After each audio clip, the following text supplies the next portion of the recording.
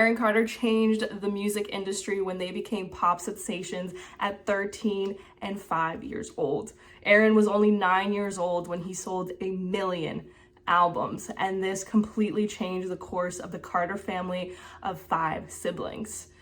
Nick was the oldest and Aaron was the youngest, along with his twin Angel.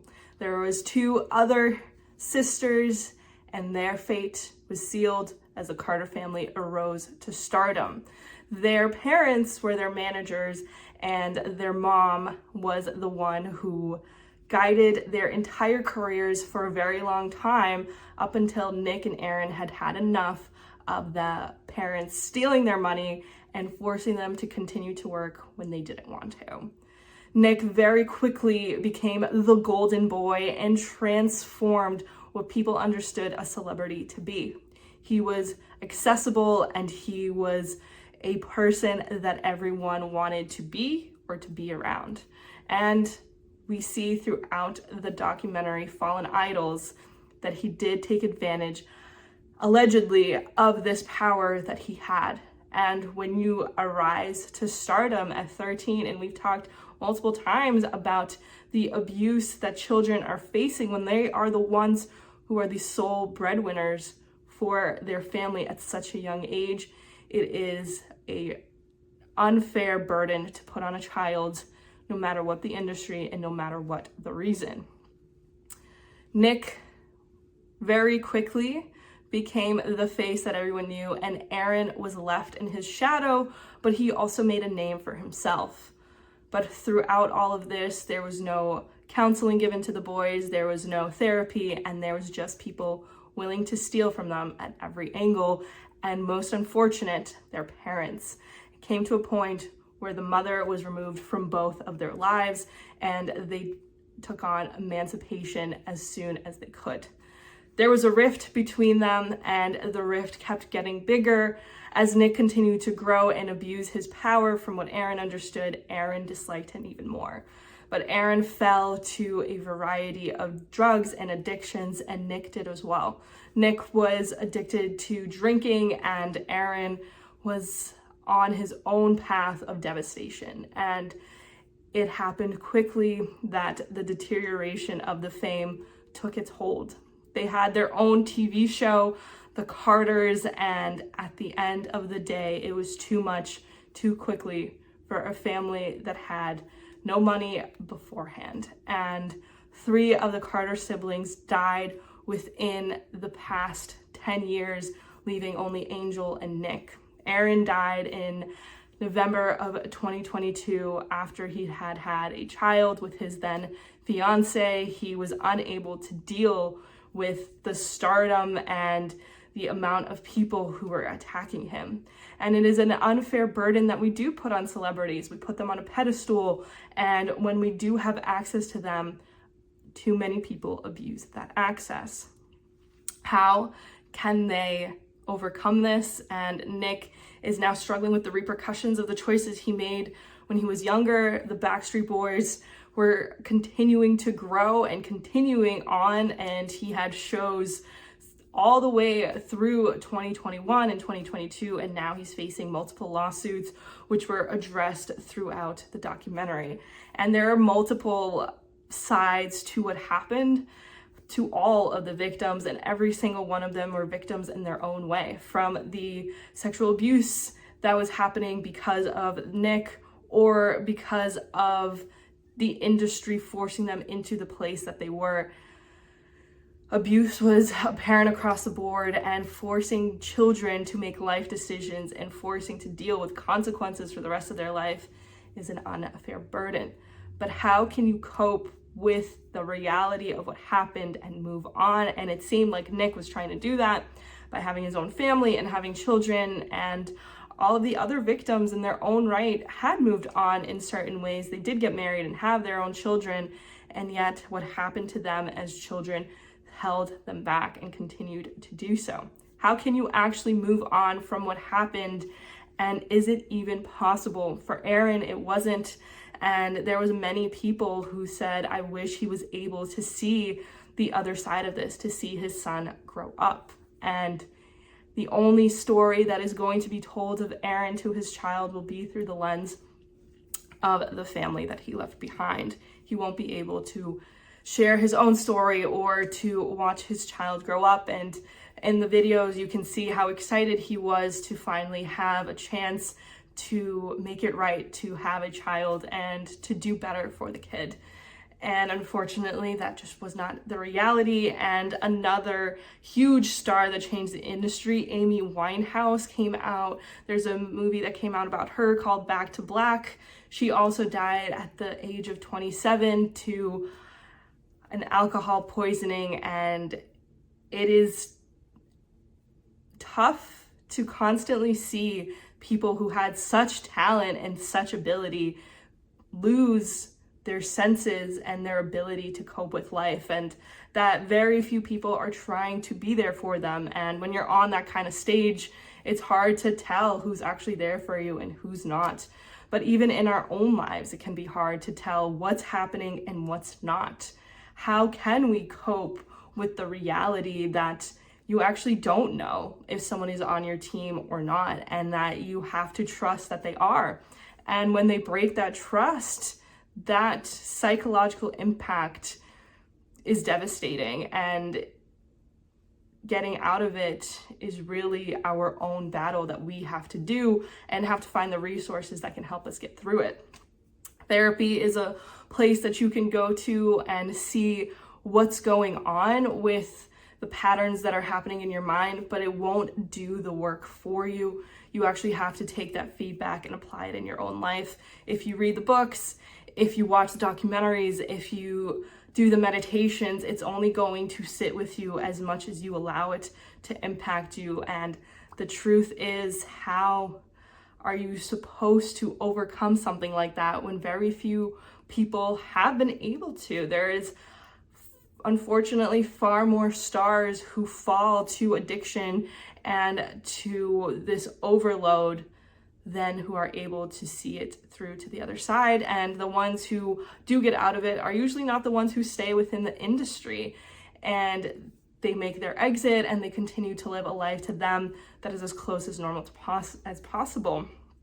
But what can we do in our own lives to live a life as close to life that we want, and how does it actually begin? And the truth is that we have to get really good and center ourselves. And when you look at a child who gets into fame at 5 years old, 9 years old, these formative years that really shape you into who you are, how can you expect or ask of them to really step up and figure out what's going on and to make better life choices when somebody has been making choices for them for so long and they have a full-blown career of 15 years at the age of 20?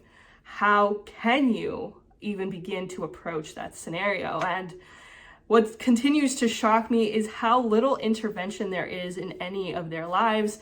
Maybe it's because the person didn't want it, or maybe it's because they didn't know that this was possible. And at some point, Aaron does get therapy and he does get better and he stops the relationship he has with the drugs, but it continues because he didn't keep the work going. And it's hard to put any blame on any one person to say, well, it was his choice not to, or how could he was too far gone. And that's what a lot of people attributed this, that he was going to go down this road at some point. And 3 of the Carter siblings dying due to various drug overdoses is proof positive that the environment that you grow up in continues to affect you for as long as you are in that mindset. And who teaches you to get out of that mindset? Who tells you that, hey, those patterns weren't actually good for you, that you have to shift, that you have to change, that the reason you're attracted to this person or that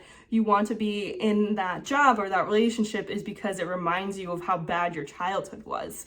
And though there is more conversation about it today, what is the reality behind following the dreams that you have when you've been ingrained for your most important years, hundreds of thousands of times, the same patterns that we continue to live out through the rest of our life? It's not hard to understand that Aaron couldn't get out of it and that so many people couldn't. We've talked about Amanda Bynes and Drake Bell, who are struggling to this day based off of the life they had to live over 20 years ago now. How do you just one day decide this isn't going to affect me? And is there enough therapy or affirmations or meditations that can actually get you out of this mindset? And the reality of it is it's up to you. And it was up to Aaron and up to Nick to decide to do better and to change as much as they could. The documentary was highly focused on the victims of Nick Carter and had sprinkled in the story of the Carters, which that was an interesting perspective to go on. And they really forced the idea of fallen idols from them abusing their power versus being abused by what was done to them. And of course, there are victims and their stories need to be heard. And it was just an interesting way to choose to do a documentary. And in the world that we live in now, documentaries are super accessible. We also talked about MoviePass recently, and we've talked about the YouTube documentary. There's a few ones that we've talked about, and what I'm seeing now is that because of the access of the internet, there's so many documentaries that are being made by smaller creators in the sense that they don't have necessarily as big of a production studio that HBO is paying for. And their documentaries hit at such a deeper level because there's an unmanicured version of it. When we watch these documentaries, they're always in these rooms by themselves being asked these questions, and it almost always feels like an unnatural way to get the story and another forced way to make this story possible. And that really encompasses all of this. There's always a version of the story being told to you, and your version of the story may never be told the right way. And it can be something that is continuing every day. The story of you in other people's eyes could be manipulated to suit their picture, to suit their image, and it probably is. How can we get to our own selves and give our own selves the most unmanicured, most unfiltered version and look at it from the perspective, I'm not trying to judge myself for the decisions I made. I'm not trying to hurt myself any more than I've already been hurt, but I want to learn and I want to change for the better. And that is a place that is not an easy one to get to unless you have been working on it and have understood that you can't change the past and you have to forgive yourself for the decisions you used to make because you have a new mindset now that allows you to choose not to make that choice. And you did what you could with what you had when you did it. And that sounds like you're just forgiving yourself on everything and that you don't have to deal with the consequences, but you have been dealing with the consequences of your decisions your entire life. And in order for you to continue to be on the other side of that, you have to let go of this judgment and this fear that we're holding on to. We talked about J-Lo's Atlas movie where Atlas faced for 28 years the decisions that she made. And that was the same thing that Aaron and Nick had gone through. They're facing these decisions for their whole life and they're being affected by it. And the effect isn't going to stop until they decide, you know what, I'm done. This is enough. I need to move on. And Nick tried to get there. And now that his past is coming back up, he is forced to deal with those consequences again. And maybe he never had to before. We'll see what happens. And the same thing with MoviePass. Those people made decisions that they have to face the consequences of. One that had an $80 million ticket. Another person, 28 years of their life were lost. Now Nick is facing years of litigation and forced to deal with a decision he made a long time ago. So if we want to hand off the power of our choices, we can continue to do so. And yet from documentaries to movies to our day-to-day life, we see the decisions and their consequences that are changing the course of people's lives.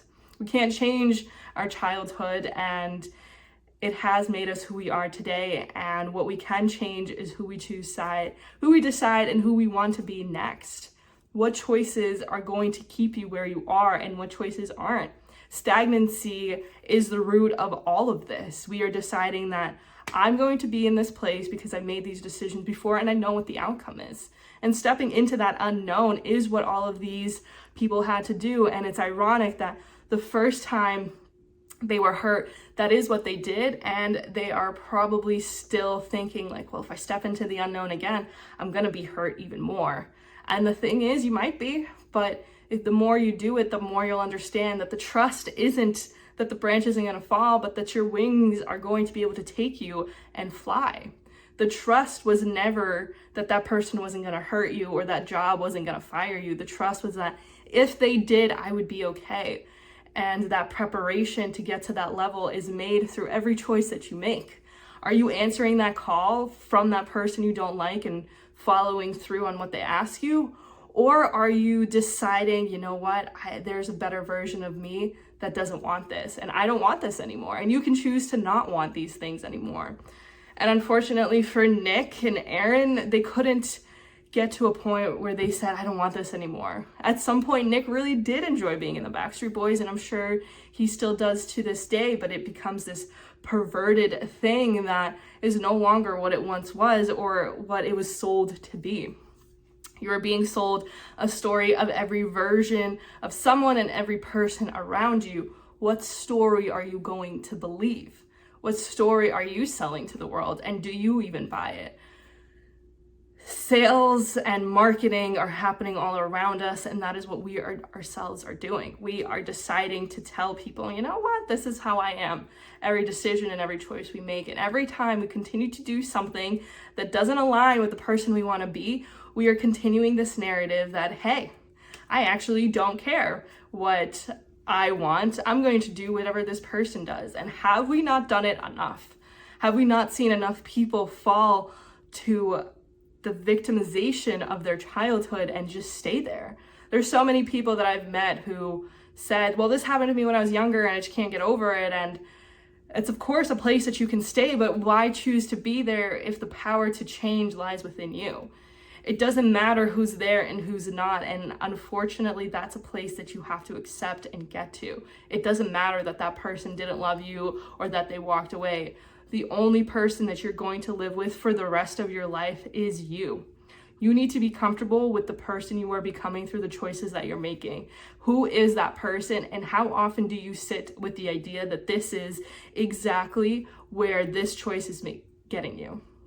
How often do you sit with the idea that if nothing changes, nothing changes? And at the end of the day, who we want to be is on the other side of our greatest fear. Atlas was scared to let that AI in. Aaron was scared to let go of the drugs and the past. MoviePass was scared to embrace a new marketing scheme that could have saved them before they fell to their downfall. Contamination of our water sources is all around us, and that fear of being a person who is forced to deal with the decisions of others is also not an easy place to be. Because unfortunately, not only do we have to deal with the consequences of our own decisions, we have to deal with the consequences of other people's decisions. So what people are in your life whose consequences are forcing you into a worse place than before? What consequences of the choices of your friends are you dealing with, of your job? Are you being forced into situations that you didn't even organically want from the beginning? Are you in a relationship that you weren't super excited about, but you feel like it has taken a life of its own and you can't get out? Are you in a job that is doing questionable things and you feel like you can't get out? Are you even living by the consequences of your own decisions, or are the consequences of somebody else? And if they are, how are you training or changing yourself to stand up to that? And if you're not, you are becoming complicit and agreeing with those choices. We can blame others and we can say that this person did this, but if we are actually making choices that align with that bad thing, we are part of that problem. And it's up to us to take a step back and say, I don't want any more of this. And that is hard because there's usually very high level consequences associated with that. There is risk associated with leaving a partner that you've had for a long time. You might have children. You may be connected to them deeply. It's hard to leave a job that you've known for a long time and work that you have gotten used to. But see that there is poisoning happening when you are signing up for a situation over and over again, and at some point you decided that this wasn't for you, but you didn't actually decide that because your choices indicate that you are continuing to make those choices. Our fallen idols are all around us. It is the people that we admired when we grew up. It was the people who we looked up to at school, on TV, in the movies. All of those people are real people with real choices that need to be made. And we can believe that saying the affirmations and manifesting this new reality is as simple as thinking better thoughts or thinking less thoughts or whatever the newest frame of thinking is, or a lack of thinking.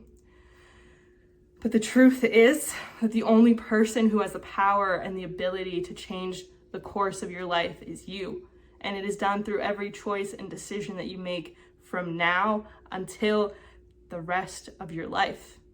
We hope it's 1,000,000 years from now, but why do we hope that? Why do we hope that we're going to live another 30 years? What life are we living that we actually want to continue for that long? And I've actually met a lot of people who don't want to continue their life, and the only way they see getting out of it is continuing to live it until they don't. And it's a sad place to be. We don't know why we got the chance that we did to live this life, and whatever circumstances you have them. You just do. You were born in that country, you were born with that body, you were just born with those circumstances. There's certain things you can't change. You can't change who your parents were, you can't change the country that you were born in, you can't change the major you did in college, but what you can change is right now you can decide that this is no longer the life that I want. Aaron and Nick were forced into this life, but they were also excited about music, and they had every right to be. They achieved stardom very quickly and very easily, and unfortunately, the story as old as time, we see that fame destroy them because they weren't given the tools or the time to learn what it means to do this, to do life. And we don't get a redo, we don't get a cut, try it again. This is a one-stop film. There's only one thing that is going to stop the production of your life, and that day may be a lot sooner than you think. And the reality is, you don't want to have the chance to do it over, because the meaning is in the fact that this is the only chance that you get. Grab the opportunity by the hand and follow through with it. Who knows what kind of exciting life is on the other side, what kind of love you're meant for. Aren't you tired of this? Aren't you tired of being in a place where people are getting to tell you what to do? Don't you want that love that makes you giddy inside and that you're excited to be around? Aren't you tired of being around people who make you sad and question your self-worth and the person that you are? Don't you want to have fun and enjoy life and laugh and be excited to show up for that job or show up for that person, or to come home and just be with a person who you connect with and that you find love with and joy? There are so many things in life that we're going to have to face that are not easy. Our life should not be one of them. Fallen Idols was an example to all of us that it is our choices, and it doesn't matter how many bystanders there are. The person who has to help you the most is you. Did you watch the documentary? What did you get out of it? Let me know down below, and I'll see you soon.